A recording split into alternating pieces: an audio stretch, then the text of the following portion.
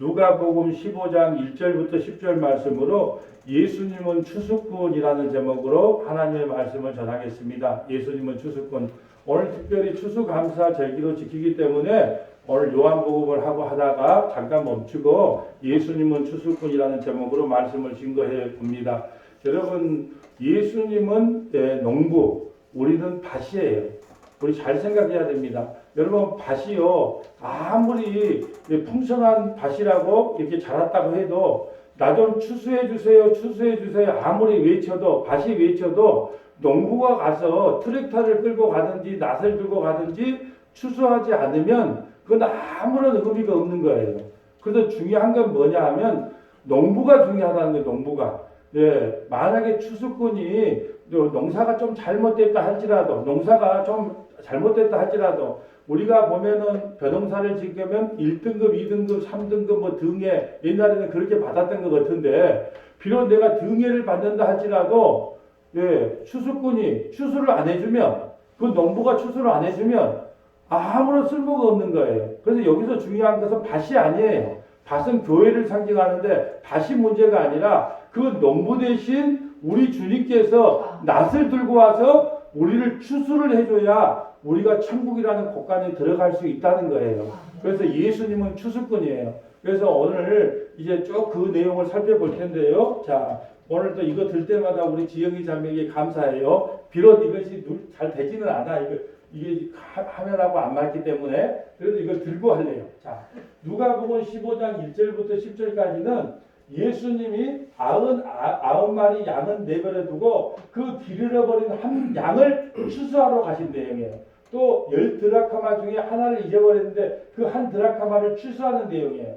그리고 골로새 2장 14절 말씀은 우리가 절기를 맞이해서 날과 달과 절기는 이제 그리스도 예수 안에서 다 완성이 됐기 때문에 예수 믿는 것이 절기를 다 지키는 것이다. 그건 보고 가야 되겠어서 골로새 2장 14절 말씀을 준비했고요. 누가복음 15장 1절부터 10절 말씀은 아까 우리가 했던 말씀이고요. 창세기 2장 21절은 뭐냐? 아담 허리에서 아담의 갈빗대를 취하여 하와를 추수한 거예요. 이걸 다른 말로 할까요? 예수님의 옆구리에서 교회를 추수한 내용이 창세기 2장 21절부터 나온 말씀이고요. 창세기 12장 1절부터 3절은 뭐냐?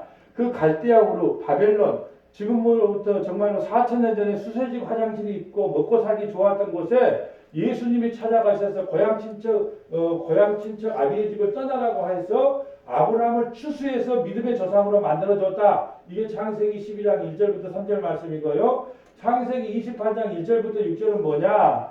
그 야곱이에게 아내를 구해라고 했는데 야곱이 어디에서 자기 그 어머니 리브가의 본토 친척 집에 가서 자기 아내 라헬을 추수하는 4명의 아내가 있잖아요. 본초 2명, 또 첩으로 2명에서 4명의 아내를 추수하는 내용이 창세기 28장 1절이고요. 요한복음 4장 25절은 예수님이 사마리아 여인을 추수하러 가요. 사마리아 여인을 추수 안 했다면 사마리아 여인은 정말 쓸모없이 정말 남편 6이 있는 여자로서 정말로 손가락질만 받다가 죽을 인생이었는데 예수님이 추수하러 갑니다. 사도행전 10장부터 10장 1절하고 사도행전 10장 44절은 이제는 베드로가 그 복음을 받은 베드로가 아까 우리 추수에 대한 찬양을 했는데 이제 복음이 뭔지 아는 베드로가 이방인 고넬료의 집에 가서 고넬료의 집안을 추수해요. 그 내용이고 마지막 6장 35절은 하나님이 창세전에 추수하기로 작정된 사람은 단 하나도 잃어버리지 않는다. 왜요? 하나님은요 확실한 추수꾼을 이 땅에 보냈거든요. 확실한 추수꾼이 누구냐? 예수님이다. 그러니까 단 하나도 잃어버리지 않는다. 그걸 내용으로 이제 마무리를 합니다. 오늘은 추수에 대한 내용을 한번 살펴보겠습니다. 자, 누가복음 15장 1절 볼까요? 바리새인과 죄인들이 말씀을 들으려 가까이 나오니 누가 말씀을 들으러 나와요? 세리와 죄인들. 여러분, 내가 얼마나 큰 죄인인가 아는 사람만이 하나님의 말씀을 들으러 와요. 나 이 정도 하면 신앙생활 참 잘했지. 내가 주일 성수 잘하고 11조 잘하고 내가 목사님 말씀 잘 듣고 성경 많이 읽었으니까 나는 주님 말씀 필요 없어. 그런 사람은 가까이 오지 않아요. 내가 얼마나 큰 죄인인가 깨닫는 사람이 가까이 와서 주의 말씀을 듣는 거예요. 그래서 세리와 죄인들이 말씀을 들으려 가까이 나오니 꼭 여기서 전라도 말로 갱생이를 끼는 사람이 있어요. 갱생이가 무슨 말인지 아세요? 꼭 토를 다는 사람이 있어. 왜요? 자기는 신앙생활 잘하고 있다는 사람이 토를 달아요. 자, 2절 볼까요? 바리새인과 서기관들이 수군거래 이르되 이 사람이 죄인을 영접하고 음식을 같이 먹는다. 아니 세리와 죄인들이 함께 음식을 잡수는 것은 이제 유대 법으로 이것은 안 되고 금지되어 있는데 죄인들과 함께 밥을 먹느냐? 우리 마태복음 12장에 뭐 어떻게 되어 있어요? 나는 의를 부르러 온 것이 아니고 죄인을 부르러 왔다. 건강한 사람에게는 의원이 필요 없고 병든 사람에게 의원이 필요하다. 그런데 예수님은 의원이 되어서 병든 사람과 밥을 먹으면서 치유를 하고 있는데 이 바리새인과 이 서기관들이 수근수근 거려요. 3절에 예수께서 그들에게 비유로 이르시되 비유를 말씀하세요. 너희 중에 어떤 사람이 양 100마리가 있는데 그 중에 하나를 잊으면 99마리를 들에 두고 그 잃은 것을 찾아내기까지 찾아다니지 아니하겠느냐. 우리도 마찬가지예요. 저도 시골에서 어렸을 때 소를 많이 키워서 송아지를 하나 잊어버리면 아버지랑 저랑 밤새도록 그 산을 돌아다니면서 그 송아지 한 마리를 찾아요.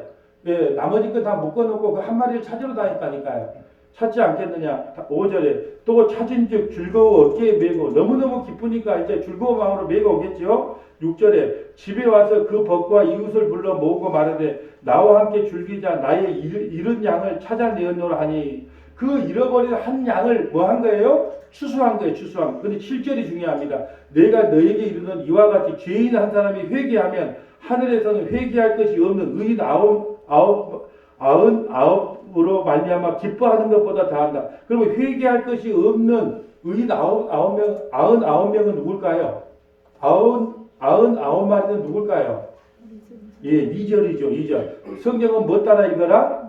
문맥을 따라 읽어라. 그러면 회개할 것이 없어. 나는 바리새인 서기관들은 나는 나처럼 신앙생활 잘하고 있는데 내가 뭘 회개해요?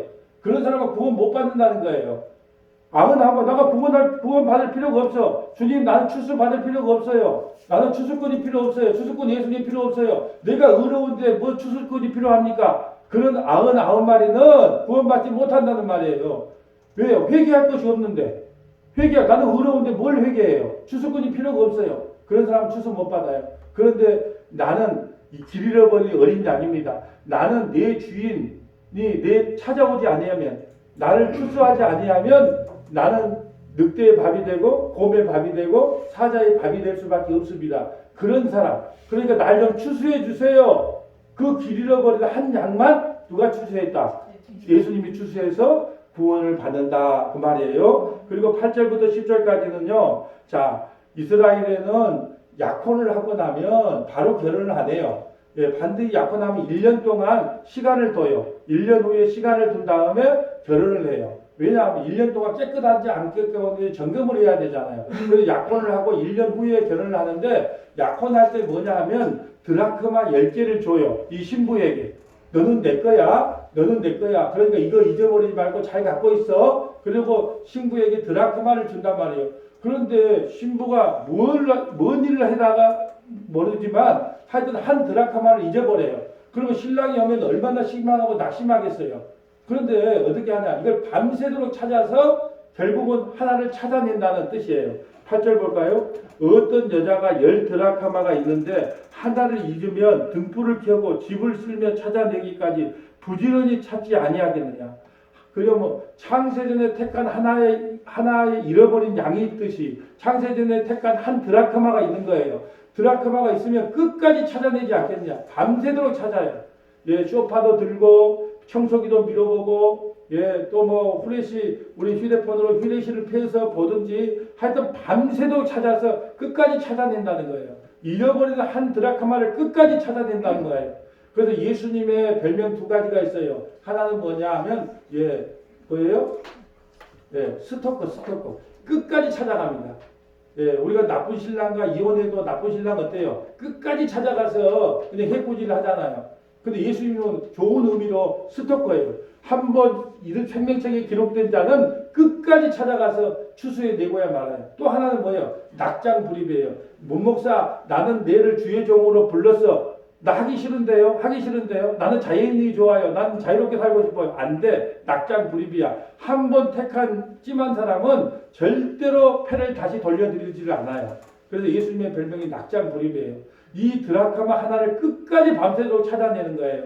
왜요? 예수님은 우리의 좋은 추수꾼이기 때문에 그렇습니다. 예, 19절 또 찾은즉 벗과 이웃을 불러 모으고 말하되 나와 함께 줄기자 잊은 드라크마를 찾아내었노라 하니라. 내가 너에게 이르는 이와 같이 죄인 한 사람이 회개하면 하나님의 사자들 앞에 기쁨이 되느니라. 여러분, 죄인 한 사람이 회개하면, 그러니까 목사님이 어떤 설교를 해야 될까요? 네, 우리는 의인입니다. 참으로 이 추수감사절에 이렇게 예배에 참석해서 감사합니다. 우리는 사랑받기 위해 태어난 사람, 그렇게 말하면 내가 얼마나 큰 죄인인가 몰라요. 그러니까 목사님의 숙명은 뭐냐 하면, 운명은 뭐냐, 우리가 얼마나 큰 죄인인지, 저와 여러분이 얼마나 큰 죄인인가를 주일마다 만날 선포를 하는 거예요. 왜요? 그래야지 내가 예수님을 구하고 갈망하고 찾을 수 있어요. 그럴 때 예수님이 우리를 찾아오세요. 그래서 한 드라크마를 구하고 찾아주는 거예요. 그래서 오늘 누가복음 15장 1절부터 10절까지 중요한 내용은 뭐냐? 예수님이 기르는 양을 끝까지 찾아가서 추수하신다.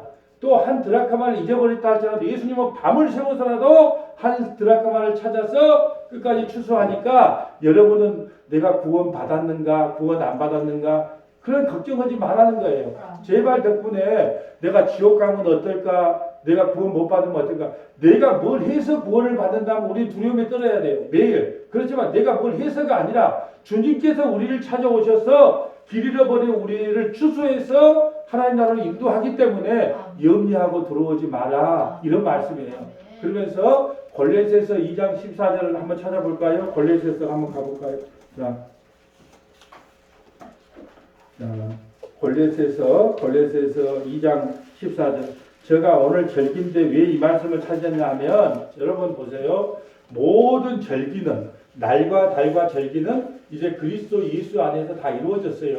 여러분이 예수 믿으면 그게 추수감사절이에요. 여러분이 예수님 믿으면 이제 그게 부활절이에요. 그런데 우리가 왜 추수감사절을 지키냐? 우리 인간은 망각의 동물이에요. 감사한 줄 알면서도 감사를 자주 잊어버리잖아요. 그러니까 이 날 하루만이라도 우리가 하나님 앞에 지금까지 받은 은혜가 얼마나 많은지 한번 기념하자라는 거예요. 그렇지만 목사는 바르게 가르쳐야 돼요. 이 모든 날과 달과 절기는 이제 그리스도 안에서 완성됐다는 건 가르쳐야 된다는 거예요. 그래서 제가 이 말씀을 찾았습니다. 골로새서 2장 14절 볼까요? 우리를 거스르고 불리게 하는 법조문으로 쓴 증서를 지워버리고, 우리를 거스르고 불리게 하는 법조문 증서가 뭐예요? 율법 증서예요. 율법 증서. 왜냐하면 우리는 그 율법을 줘도 못 지켜요. 이게 불리한 증서를 어디서요? 제하여 버리사 십자가에서 못 박으니, 우리에게 불리한 모든 율법 증서를 예수님과 우리를 하나로 만든 다음에 십자가에서 못을 박아서 죽여버려요. 그러니까 다시는 우리에게 죄를 물을 수가 없는 거예요. 그 율법을 잘 지켰냐 못 지켰냐. 그러니까 이제 안식일과 절기나 이런 것을 우리가 지켰냐 안 지켰냐 묻고 따질 수가 없어요. 왜냐? 예수 그리스도 안에서 그건 다 죽어버린 거거든요. 자, 15절 볼까요? 통치자들과 권세자들을 무력하여 드러내어 구경거리로 삼으시고 십자가로 그들을 이기셨다. 통치자들, 권세자들은요, 사단 마귀를 상징합니다. 사단 마귀가 아담으로부터 선악과를 따먹으로 알미암아 이 땅을 통치하게 되어버렸단 말이죠. 하나님이 주신 그 통치권이 누구에게 넘어갔냐? 아담에게 준 통치권이 사단 마귀에게 넘어갔단 말이죠. 그런데 그들이 무력하게 됐어. 왜요? 사단 마귀는 그 특징이 뭐냐? 우리를 정죄하는 거거든요. 너 이런 법도 안 지키고 너가 천국 갈 수 있겠어? 너가 주일 성서도 안 하고 천국 갈 수 있겠어? 헌금도 안 하고 천국 갈 수 있겠어? 하나님 말씀도 안 지키고 천국 갈 수 있겠어? 우리를 자꾸 정죄하는 일을 마귀 사탄이 하는데, 그 모든 정죄 율법을 가지고 안고 예수님이 십자가에서 못 박고 죽으셨단 말이죠. 그러니까 죽어버린 사람에게는 그 죄를 물을 수가 없잖아요. 우리가 유병헌 씨가 세월호 사건 때문에 문제가 많았어요. 그런데 며칠 있다가 시체로 유골로 발견됐다. 그러니까 죄를 물을 수 있다 없다? 없는 거예요. 죽어본 사람은 죄를 못 물어요. 그러니까 정죄할 수가 없는 거예요. 그 말에 16절, 그러므로 먹고 마시는 것과 절기나 초하루나 안식일을 이유로 누구든지 너희를 비판하지 못한다. 이제는 절기나 초하루나 안식일을 이유로 누구든지 너희를 비판하지 못해요. 그러니까 추수감사절을 지켰네 안 지켰네, 6월절을 지켰네 안 지켰네, 이제 무슨 부활절을 지켰네 안 지켰네. 여러분 이렇게 기억하면 돼요. 이제는 예수 그리스도를 믿는 것이 우리가 모든 절기를 지키는 거예요. 그러니까 실제로 신약시대에는 어떻게 지켜야 되냐?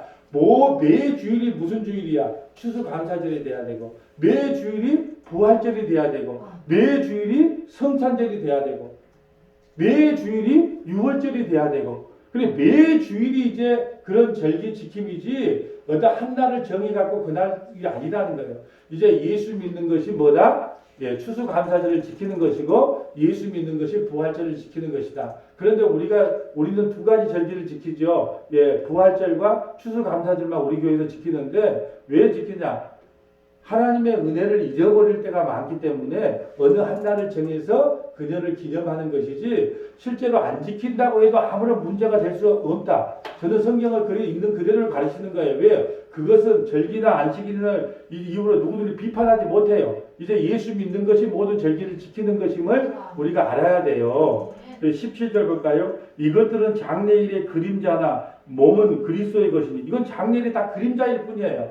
절기는 다 그림자예요. 그림자는 이제 예수 그리스도께서 실체로 오셨기 때문에 그걸 지키냐 안 지키냐는 우리를 갖다가 나무랄 수 없고 탓할 수 없고 심판할 수 없다라는 이야기예요. 다시 골로새서 2장 14절부터 17절 말씀은 뭐냐? 이제는 날과 달과 절기는 예수 그리스도로 다 완성이 됐기 때문에 이제는 예수 믿는 것이 부활절을 지키는 것이고 예수 믿는 것이 추수감사절을 지키는 것이고 예수 믿는 것이 성탄절을 지키는 것입니다. 이제 예수 그리스도로 다 완성되었습니다. 라고 이걸 알아야 된다는 거예요. 모든 절기는 예수 그리스도로 이제 마무리됩니다. 예수 믿는 것이 모든 절기를 지키는 것입니다. 라는 설명을 드리고요. 자, 이제 창세기 2장 21절로 가볼까요? 창세기 2장 21절. 여러분이 창세기 2장 21절 이 말씀은 신앙생활을 아무리 오래 했어도 듣도 보도 못한 이야기일 거예요. 창세기 2장 21절 볼까요?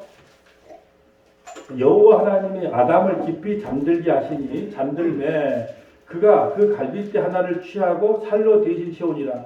아담이 깊이 잠들었어요. 그 갈빗대 하나를 취하여 대신 채우고 자 여호와 하나님이 아담에게 취하신 그 갈빗대로 여자를 만들고 그를 아담에게로 이끌어 오시니 아담이 이르되 이는 내 뼈 중에 뼈요 살 중에 살이라 이것을 남자에게서 취하였은즉 여자라 부르리라 하시니 자 아담이 잠들었다는 것은 잠든 건 죽음을 상징합니다. 아담이 죽음으로 누가 나와요? 하와 교회가 나오는 것처럼 예수님이 십자가에서 피 흘려 죽으심으로 말미암아 양수가 터져서 물과 피가 터짐으로 교회가 탄생되는 거예요. 그렇다면 이걸 잘 파악해야 돼요. 아담이 누구를 추수한 거예요? 자기가 죽음으로 하와를 추수한 거예요. 예수님이 십자가에서 죽으심으로 누구를 추수한 거예요? 교회를 추수한 거예요. 우리가 추수당한 거예요. 누구에게? 예수님께 추수를 당한 거예요.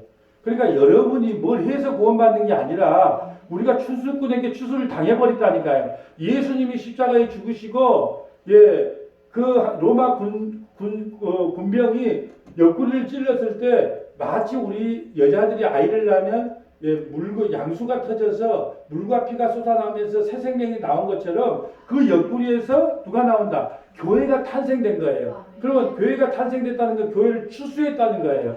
누가요? 예수님이 교회를 추수했다.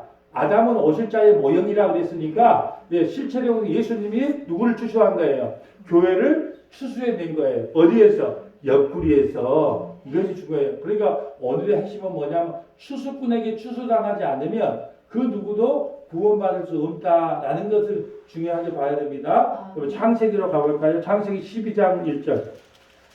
창세기 12장 1절 가봅니다. 자, 그러면 아브람은 출생 배경이 어떻게 되냐 하면 갈대아 우르 바벨론 제국에 살았는데요. 지금으로부터 4,000년 전에 목욕탕이 있었고요. 수세지 화장실이 있어서 정말 살기 좋은 동네예요. 그리고 아브람은요, 아버지가 대라는 뭐 하는 사람이냐 하면 이 우상을 조각해서 팔아서 그걸로 생계를 유지하는 잘 살았던 사람이에요. 그런데 하나님이 갑자기 찾아가서 추수를 하는 거예요. 어떻게 추수하냐? 12장 1절 볼까요? 여호와께서 아브라함에게 이르시되 너는 너의 고향과 친척과 아버지의 집을 떠나 내가 내게 보여줄 땅으로 가라. 이게 추수예요. 가만 놔두고 추수 안 했으면 아브라함이 나 추수해 주세요 말한 적이 있어요? 아무런 말 안 했어요. 그냥 나는 아버지 밑에서 일 열심히 배워서 잘 먹고 잘 살려고 했단 말이죠. 저도 마찬가지요. 사업 잘해가지고 얘들하고 마누라하고 잘 먹고 잘 살고 그렇게 살고 싶었어요. 근데 예수님이 어느 날 찾아오셔서 나는 너를 추수하겠다. 추수하는데 좀 특별하게 추수할게. 너는 나의 주의 종이 되라. 그러니까 추수 당해버리면 끝나는 거예요. 안 하고 싶다고 할 수 있는 일이 안 하고 싶다고 안 할 수 있는 일이 아니란 말이죠. 그래서 아브라함은 그냥 가만히 있었는데 그냥 추수 당한 거예요. 어떻게 추수당했다고요? 고향과 친척과 아버지의 집을 떠나 내가 네게 보여줄 땅으로 가라. 가나안 땅으로 이끌어버리는 거예요. 추수당하는 거예요. 내가 너로 큰 민족을 이루고 내게 복을 주어 내 이름을 창대하게 하리니 너는 복이 될지라. 그러니까 뭘 해서 복을 받는 게 아니라 너는 그냥 복이 될 거라. 복이다. 왜 복이냐? 너의 후손으로 누가 오니까 실제 복이신 예수님 그 후손으로 오기 때문에 넌 복이다. 그러면 추수당한 거예요. 너를 축복하는 자에게 내가 복을 내리고 너를 저주하는 자에게 내가 저주하리니 누가 나오니까 그 후손으로 예수님을 믿는 사람에게는 복이요 예수님을 안 믿는 사람은 저주가 임한다는 거예요. 땅의 모든 족속이 너로 말하여 복을 얻으리라 하시니라. 아브라함요 가만 놔놨으면 그대로 살다가 그냥 잘 먹고 살다가 지옥 가야 돼요. 근데 하나님께 직접 찾아가셔서 아브라함을 불러낸 거예요. 이것이 뭐다? 추수다, 추수. 여러분 똑같은 추수감사절 예배를 드려도 여러분 이래서 감사합시다, 월급을 타서 감사합시다, 뭐 건강 주셔서 감사, 물론 그것도 감사해야 되지만 우리가 진짜 감사해야 될 것은 우리가 추수당함이 감사돼야 돼요. 여러분 저 남면 꼴짜기에서 저 소몰던 사람의 막둥이 아들로 태어나서 목사가 되어서 이 말씀을 추수당하고 이 말씀을 전하는 거 이게 감사거리가 아니면 뭐가 감사거리겠어요? 저와 여러분이 갈릴리에서 생활하시고 예수님이 믿어진다는 것 자체가 감사거리란 말이죠. 자, 또 그러면 이번엔 다음에 뭘 볼까요? 이제는 창세기 28장 가볼까요? 순서부터만. 창세기 28장은 뭐냐면 저 야곱에 대한 이야기예요. 창세기 28장 창세기 28장 1절 가봅니다. 창세기 28장 1절. 자, 이삭이 야곱을 불러 아들이죠. 이삭이 야곱을 불러 그에게 축복하여 또 당부하여 이르되 너는 가나안 사람의 딸들 중에서 아내를 맞이하지 말고 자기 아들에게 부탁을 하는 거예요. 예서와 야곱은 쌍둥이인데 예서는요 이방인 여자와 결혼합니다. 그런데도 말을 하지 않아요. 왜요? 누구는 택함 받고 누구는 택함 못 받았기 때문에 예서는 택함 받지 못하기 때문에 그냥 이방인하고 결혼을 하기에 내둬요.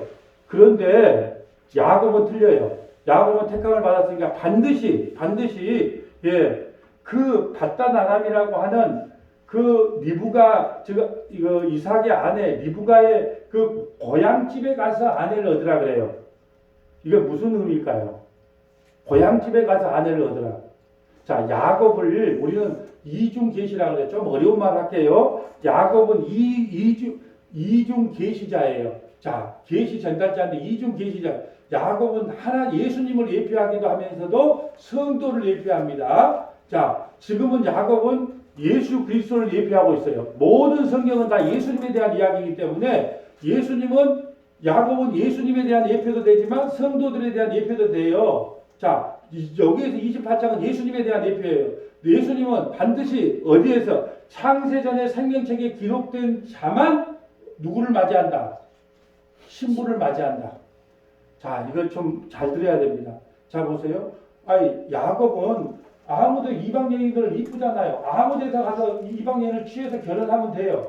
그런데 왜 하필이면 이삭이 너는 여기서 아내를 취하지 말고 너희 고향집 외갓집 고향에 가서 네 아내를 취해야 된다고 말을 할까요? 왜 그럴까요? 하나님은 창세전의 생명책에 기록된 그 친척집, 그 고향집의 사람들만 구원한단 말이에요.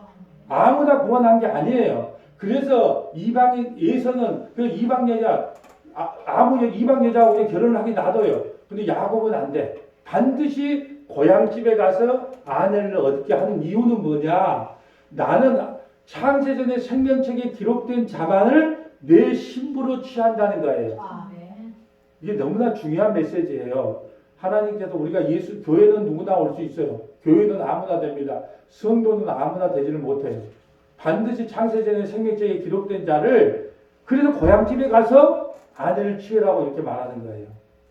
자, 2절 볼까? 일어나 바단 아람으로 가서 내 외조부 브누엘의 집에 이르러 거기서 내 외삼촌 라반의 딸 중에서 아내를 맞이하라. 반드시 고향집에 가서 아내를 맞이하라. 전능하신 하나님이 내게 복을 주시어 내게 생육하고 번성하게 하여 내가 여러 족속을 이루게 하고 아브라함에게 허락하신 복을 내게도 주시되 너와 함께한 내 자손에게도 주사 하나님이 아브라함에게 주신 땅 곧 내가 거류하는 땅을 내가 차지하게 하시기를 원하노라.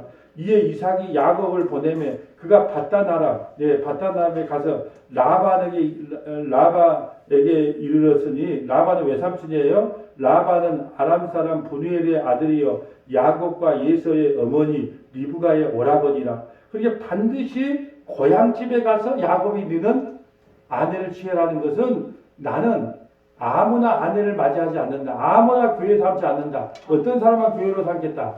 창세전에 택한 사람만 아내로 삼겠다고 하는 것이 성경에 계시되고 있는 거예요. 예, 6절에 예서가 본즉 이삭이 야곱에게 축복하고 그를 바다나람으로 보내어 거기서 아내를 맞이하게 하였고 또 그에게 축복하고 명하기를 너는 가나안 사람의 딸들 중에서 아내를 맞이하지 말라. 절대 가나안 이방 사람에서 아내를 맞이하라. 나는 창세전에 택한 사람을 아내로 맞이하지 않는다는 표현이에요. 그런데 예서는 어떻게 하냐? 9절 볼까요? 여기까지 왔으니까 이에 예서가 이스마엘에 가서 그의 본처 외에 아브라함의 아들 이스마엘의 딸이요 느바요새 부인 마하라를 아내로 맞이했다. 지금 예서는 어떻게 하냐? 예서는 8절 볼까? 예서가 또 본즉 가나안 사람의 딸들이 그의 아버지 이삭을 기쁘게 하지 못해. 그 가나안 사람들의 딸들을 예서는 얻어요. 그 이방 사람들하고 결혼해서 그냥 살게 놔둔 거예요. 택한 백성은 당시 지금 여기서 야곱은요 이중계신데 예수님을 예표하기도 하고 성도를 예표하고 여기도 예수님을 예표하고 있어요. 예수님은 누구를 창세전에 택한 사람들 고향집에서 출발했던 사람. 우리는 고향집이 어디예요? 하나님 나라잖아요. 고향집에서 출발한 창세전에 생명책에 기록된 사람 그 사람을 찾아내서 결혼시키는 거예요. 그래서 다 그쪽에서 4명의 아내를 맞이한 거예요. 그래서 추수를 당한 거지요. 라헬을 포함해서 그의 레아, 라헬 그리고 2명의 첩까지 해서 4명이 누구에게 추수를 당해요? 야곱에게 추수를 당합니다. 그의 구원이에요. 같이 떠나오잖아요. 어디로요? 가나안 땅으로 다시. 이게 추수인 겁니다. 야곱은 누구를 예표하고 있다? 예수님을 예표하고 있다. 자 봅니다. 이제 요한복음 4장 25절 예수님이 사마리아 여인을 추수하러 갑니다. 자 요한복음 4장 25절 요한복음 4장 25절 우리는 이거 다 들었기 때문에 아는 내용이지만 요한복음 4장 25절 여자가 이르되 메시아고 그리스도 하는 이가 오실 줄 내가 아노라. 그가 오시면 모든 것을 우리에게 알려주시리이다. 예수께서 이르시되 내게 말하는 이가 그라 하시니라. 이때 제자들이 와서 예수께서 여자와 말씀하는 것을 이상히 여겼으나 무엇을 구하시니까 어찌하여 그와 말씀하시니까 묻는 자가 없더라. 여자가 물동이를 버려두고 예수님을 만나니까 추수당한 거예요. 사마리아에 낮 12시에 와서 남편이 6 있는 정말 부끄러워서 살아갈 수 없는 그 여인을 찾아온 거예요. 구원은 예수님이 찾아가서 추수를 하는 겁니다. 그래서 농부 대신 예수님이 누구를 찾아갔냐? 이 사마리아 여인을 찾아가요. 그래서 그 여인을 추수하자. 그 여인이 어떻게 되냐? 여자가 물동이를 버려두고 동네에 들어가서 사람들에게 이르되 내가 행한 모든 일을 내게 말하는 사람을 와서 보라. 이는 그리스도가 아니냐 하니 그들이 동네에서 나와 예수께로 오더라. 그 사이에 제자들이 청하여 이르되 랍비야 잡수소서. 이르되 내게는 너희가 알지 못하는 먹을 양식이 있느니라. 나는 양식이 있다. 누구 양식? 나는 창세전에 택한 백성을 추수하는 것이 뭐다? 곧 나의 양식이다. 사마리아 여인을 구원하는 것이 곧 나의 양식이다. 제자들이 서로 말하되 누가 잡술 것을 갖다 드렸느냐 하니 예수께서 이르시되 나의 양식은 나를 보내시는 뜻을 행하여 그 일을 온전하게 이루는 거예요. 하나님께서 나를 이 세상에 보낸 것은 창세전에 택한 자기 백성을 추수하라고 보냈다. 그래서 내가 사마리아 여인을 추수한 것이 곧 나의 양식이다. 그러면서 35절 너희는 넉 달이 지나야 추수할 때가 이르겠다 하지 아니하겠느냐. 그러나 나는 너희에게 이르노니 너희가 눈을 들어 밭을 보라. 희어져 추수하게 되었느니라. 거두는 자가 이미 싹도 받고 영생에 이르는 열매를 모으나니 이는 뿌리는 자와 거두는 자와 함께 즐거워하느니라. 왜 갑자기 추수 이야기를 할까요? 너희는 넉 달이 돼야 추수하지만 나는 이미 추수했다. 추수가 누구예요? 사마리아 여인을 거둬들이는 게 뭐다? 추수한 거, 추수한 거, 추수한 거. 그런즉 한 사람은 심고 다른 사람이 거두었다는 말이 옳도다. 한 사람이 심고 누가 심었을까요? 하나님이 심어 놓고 다른 사람이 거두었어요. 누가? 예수님이 거두었어요. 하나님이 창세기에 생명책에 기록했고 거두러 오신 분은 누구? 그러니까 책 명부를 하줬다니까. 예수님이 이 땅에 오기 전에 아버지가 명부를 하줬다. 살생부가 아니고 생명부예요. 자, 여기에 기록된 사람을 다 추수하고 오거라. 예, 아버지 알겠습니다. 제가 하나를 잃어보지 않고 십자가를 통해서 다 추수하고 오겠습니다. 그래서 예수님은 추수꾼이 되는 거예요. 자, 또 볼까요? 자, 거기까지만 보고 또 이제 사도행전 10장으로 볼까요? 사도행전 10장은 뭐냐? 내가 먼저 추수당했어요. 근데 나만 추수당했으니까 나만 좋다, 나만 구원받으면 된다? 아니에요. 베드로가 그걸 알고 나서 이방인들까지 추수하는 내용이에요. 그걸 흘려보내줘야 되는 거예요. 흘려보내줘야 된다. 자, 요한복음 사도행전 10장 가볼까요? 사도행전 10장. 이제 사도행전 10장은 베드로가 자기 혼자 구원받는 게 아니라 이방인 사람들을 추수하는 내용, 흘러보는 내용을 봅니다. 사도행전 10장 1절 볼까요? 가이사라에 고넬료라고 하는 사람이 있으니 이달리아 부대라 하는 군대의 백부장이다. 예, 지금 로마 부대의 백부장 정도 되면 파워가 좋은 사람이에요. 그가 경건하여 온 집과 더불어 하나님을 경외하며 백성을 많이 구제하고 하나님께 항상 기도하더니 지금 이 사람은 하나님을 경외해요. 예수님을 경외한 건 아니죠. 하나님을 믿어야 구원받아요. 예수님을 믿어야 구원받아요. 그런데 이 고넬료는 하나님을 믿는 사람이에요. 아직까지 예수님까지는 못 갔어요. 예수를 믿어야 구원받는데. 그래서 이제 베드로가 찾아갑니다. 3절 볼까요? 하루는 제9시가 돼요. 9시는 우리나라 나이 시간으로 몇 시예요? 3시. 3시. 오케이. 자, 9 더하기 6을 하면 우리나라 시간이에요. 9 더하기 항상 6을 하면 돼. 그럼 우리나라 사람 3시에 기도를 해요. 그래서 그 베드로는요, 기도를 많이 해요. 예, 9시에 기도했고 12시에 기도하고 3시에 기도했단 말이죠. 근데 3시에 기도했는데 자, 기도했는데 환상 중에 밝히 보면 하나님의 사자가 들어와 이르되 고넬료라 하니 자, 고넬료가 3시에 기도를 해요. 하나님께. 고넬료가 주목하여 보고 두려워하여 주여 무슨 일이니까 천사가 이르되 내 기도와 구제가 하나님 앞에 상달되어 기억하는 바 되었으니 내가 지금 사람들을 요바로 보내어 베드로라 하는 시몬을 청하라. 그는 모두장이 시몬의 집에 유숙하니 그 집은 해변에 있다 하다. 갑자기 고넬료가 기도하는데 천사가 나타나서 지금 베드로 집에 가서 베드로를 청하라는 말을 합니다. 마침 말하던 천사가 떠나며 고넬료가 집안 하인들과 부하 가운데 경건한 사람 하나를 불러 이 일을 다 이루고 요바로 보내니 베드로를 보내요. 근데 베드로는요, 유대 사람들, 이방 사람들하고 어울리려고 하질 않아요. 그러니까 베드로가 기도할 때는 또 하나님이 따로 음성을 줍니다. 자, 왜냐하면 이번 주 수요일 날 설교 보면 알겠지만 이방인과 유대인, 우리 이스라엘과 유대인과 이방인이 하나가 된다는 것은 이것은 저 천지가 개벽할 일이에요. 이방인들하고 밥도 안 먹어요. 그 집에 가도 안 해요. 그러니까 베드로는 이방인 사람이 와도 고넬료 집에서 종이 와서 같이 갑시다 그러면 안 갈 사람이야. 그러니까 하나님이 베드로 기도할 때 다시 또 천사를 보내서 갈 수 있게끔 환경을 만들어주는 거예요. 9절 볼까요? 이튿날 그들이 길을 가다가 그 성에 가까이 있을 때 그때 베드로가 기도하려고 지붕 위에 올라가니 그 시간은 제6시라. 몇 시에 기도하러 갔어요? 6 더하기 6은 몇 시? 12시. 때랑 그때 또 기도하러 옥상에 올라갔네 베드로가. 그가 시장하여 먹고자 하여 사람들이 준비할 때 황홀한 중에 하늘이 열리며 한 그릇이 내려오는 것을 보니 큰 보자기 같고 네 귀를 메어 땅에 들어. 12시에 기도했는데 뭐 환상 중에 보니까 뭐 보자기 같은 게 내려와. 근데 보자기에 뭐가 들어오는가 배가 고프다 볼라 그러니까 그 안에는 땅에 있는 각종 네 발 가진 짐승과 기는 것과 공중에 나는 것들이 있더라. 자, 레위기 11장에 보면 숟가락장이라 그래요. 외우기 쉽게. 숟가락장. 뭘 먹고 먹지 마라. 레위기 11장 숟가락장에 보면 부정한 것은 먹지 말고 정한 것은 먹으란 말이 있단 말이에요. 근데 정한 음식이 내려오는 게 전부 부정한 것만 내려와. 이 부정한 것은 뭘 상징할까요? 이방인을 상징하겠죠. 하늘에서 뭐가 내려와? 부정한 음식이 내려와. 내가 먹으면 안 되는 음식이 내려와. 이건 뭘 상징한다? 이방인들이 부정한 음식이 때문에 이방인을 상징하고 부정한 음식이 내려와. 또 소리가 있으되 베드로가 일어나 잡아 먹으라 하거늘 베드로가 이제 주여 그럴 수 없나이다. 속되고 깨끗하지 아니한 것을 내가 결코 먹지 아니하겠나. 이건 레위기 11장 젓가락장에다가 다 읽어봤는데 이거 먹지 못할 부정한 음식이잖아요. 나 안 먹을 거예요. 그런단 말이죠. 15절. 또 두 번째 소리가 있으되 하나님께서 깨끗하게 한 것을 내가 속되게 하지 말라 하더라. 이런 일이 3번 있는 후에 그 그릇이 곧 하늘에서 올려져 가느니라. 베드로가 본 바 환상이 무슨 뜻인지 속으로 의아해하더니 마침내 고넬료가 보낸 사람들이 시몬의 집을 찾아 문 밖에 서서 이게 도대체 무슨 뜻인가? 왜 부정한 음식을 나보고 먹으라 그러지 도대체 알 수 없다. 그런데 똑똑똑똑 초인종이 눌려지는 거예요. 가서 보니까 이방인 백부장이 보낸 종이에요. 아 그렇구나. 내가 부정하다고 하는 그 이방인들에까지 가서 복음을 전하라는 것이 하나님의 뜻이구나 라고 그때 깨달은 거예요. 19절 베드로가 그 환상에 대하여 생각할 때 성령께서 그에게 말씀하시되 두 사람이 너를 찾으리니 일어나 내려가서 의심하지 말고 함께 가라. 내가 그들을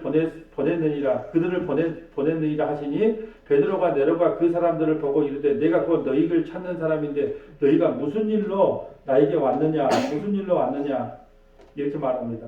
다 볼 수는 없으니까요. 이제 사도행전 10장 44절 가볼까요? 이제 10장 그 집안이 어떻게 된가? 44절 가봅니다. 44절. 자, 베드로가 이 말을 할 때 성령이 이제 고넬료의 집에 가서 말씀을 전합니다. 베드로가 이 말을 할 때 성령이 말씀을 듣는 모든 사람에게 내려오니 말씀을 듣는 모든 사람에게 와요.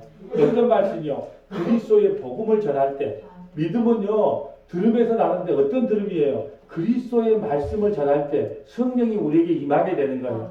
그러니까 어느 때 너에게 이 믿음이 생길지 몰라. 이 말씀을 듣는 자리에 와서 쫑깃하고 말씀을 들으면 아 그렇구나 라고 귀를 열어주는 거예요. 믿음은 들음에서 나기 때문에.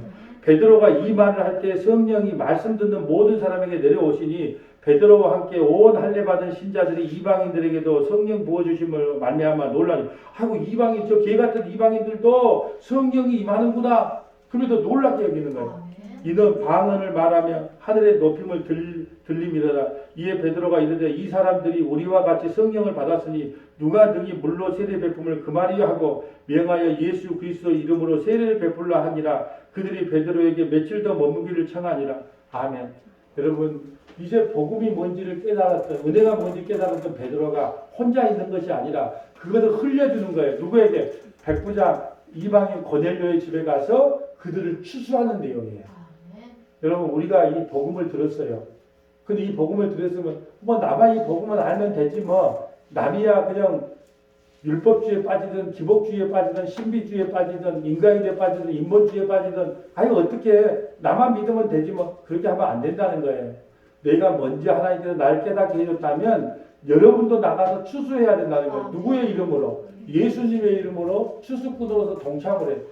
곡식이걸 익었는데 동참할 추수꾼이 없는 거야. 오늘 찬송에 그러되 추수꾼은 농사 추수할 때는 많은데 갈 자가 없다는 거예요. 이제 우리가 이 복음을 들었어요. 저는요, 여러분이 우리가 비록 숫자가 적어도 목사님, 제가 복음을 모르는 교회에 가서 등록해서 그들에게 복음을 전할게요. 예, 감사합니다. 저는 얼마든지 보내드립니다. 우리 교회 가장 큰 일꾼인 전권사님이 내가 다른 데 가서 복음을 모르는 그 교회에 가서 그들에게 복음 좀 전하겠습니다. 예, 얼마든지 전하십시오. 그리고 복음 다 전하고 돌아오십시오. 저는 그런다니까요. 여러분이 복음을 알았다면 이제 여러분도 추수꾼이 돼서 가서 그들에게 가족이 됐든 누구가 됐든 간에 이 복음을 전해줘서 그들을 추수하는데 동참을 해야 되는 게 맞다. 그래서 오늘 이 베드로가 이방인 백부장의 집에 가서 이렇게 추수하는 내용이 나오는 거예요. 그런데 오늘 가장 중요한 것은 요한복음 6장 35절 이제 마지막 하나만 찾아볼 텐데요. 한 번 하나님께서 택한 사람은 결코 추수하는데 한 사람도 버리지 않는다는 내용이에요. 요한복음 6장으로 가볼까요? 이제 이 하나만 찾아봅시다. 오늘은 곧상이 너무 땡겨서 자 요한복음 6장 자 35절 가봅니다. 6장 35절. 자, 예수께서 이르시되 나는 생명의 떡이니 내게 오는 자는 결코 줄이지 아니할 터이요 나를 믿는 자는 영원히 목마르지 아니하리라. 그러나 내가 너에게 이르기를 너희는 나를 보고도 믿지 아니하는도다 하였느니라. 아버지께서 내게 주시는 자는 다 내게 올 것이요. 아버지께서 창세전에 내게 주기라고 작정한 자 다 내게로 올 것이요. 내게 오는 자는 내가 결코 내쫓지 아니하리라. 한 사람도 낚이지 않고 다 추수해 드리겠다는 거예요. 내가 하늘에서 내려온 것은 내 뜻을 행하려 함이 아니요 나를 보내신 이의 뜻을 행하. 하나님의 뜻이 뭔데요? 창세에 택함 받은 백성들을 다 추수하는 게 아버지의 뜻이에요. 나를 보내신 이의 뜻은 내게 주신 자 중에서 내가 하나도 잃어버리지 아니하고 마지막 날에 다시 살리는 이것입니다. 여러분, 하나님께서 창세에 택한 백성을 구원하라고 추수하라고 예수님 보냈어요. 예수님이 내가 깜빡 잊었네? 우리도 50이 넘어가면 이제 다 깜빡깜빡 하잖아요. 근데 예수님은 절대 깜빡거리지 않아요. 잊어버려 자기에게 생명책에 기록된 사람을 단 한 사람도 잃어버리지 않고 모두 추수하여 곳간에 드립니다. 이걸 수장절이라 그래요. 모든 걸 추수해서 하나님 나라에 드리는 거 마지막 절기 가을의 마지막 절기가 수장절이에요. 거둬 드립니다. 그러니까 염려하지 말라는 거예요. 내가 구원에서 떨어지면 어떨까? 하나님이 나를 버리면 어떨까? 여러분, 부모는 자식을 버릴지언정 하나님은 결코 버리지 않는다 그랬어요. 또 다른 말로 할까요? 자식은 부모를 버린다 할지라도 부모는 결코 자식을 버리지 않는 것처럼 하나님은 우리의 부모님이 되세요. 부모가 돼가지고 우리 자식을 어떻게 버립니까? 여러분이 거짓말 좀 했다고 사기 좀 쳤다고 죄 좀 졌다고 여러분을 버리면 그게 부모입니까? 여러분, 우리가 아무리 나쁜 짓을 해서 TV에 나오는 자식이라 할지라도 자식이 부모는 뭐라고 합니까? 인터뷰할 때 아이고 얘가 원래 그런 애가 아니었어. 내가 잘못 키워서 내 잘못이지 왜 그런 애가 아니었어. 그러면서 자식을 끝까지 보듬어 주잖아요. 하나님을 우리가 아버지라고 부르면 하나님을 믿어야죠. 나를 구원해서 떨어뜨리면 어떨까? 날 버리면 어떨까? 그것을 아버지를 모욕하는 거라 그래요. 절대 우리 아버지는 우리를 버리지 않아요. 예수님은요 절대 참된 추수꾼 농부로서요 절대 우리를 추수해서 제외시키지 않아요. 우리 모두를 서원하교회에 있는 모든 성도들을 하나도 남김없이 다 추수할 걸 믿으시길 바랍니다. 그러므로 그 추수꾼 되신 예수님을 영원토록 찬양하며 경배하는 저와 여러분 되시기를 주님의 이름으로 소원합니다. 거룩하시고 자비로우신 하나님 감사합니다. 하나님의 은혜를 생각할 때마다 감사 아닌 것이 없습니다. 창세전에 생명책에 기록된 그 명부를 가지고 이 땅에 오셔서 하나님께서 예수 그리스도를 통하여 우리를 다 추수한다는 그 사실에 감격하고 감사를 드립니다. 아버지, 우리가 추수당했음에 얼마나 기쁘고 감사한지 이 추수감사절에 다시 한번 생각하는 믿음의 권속들이 되게 도와주옵소서. 우리 구주 예수님 이름으로 기도하옵나이다.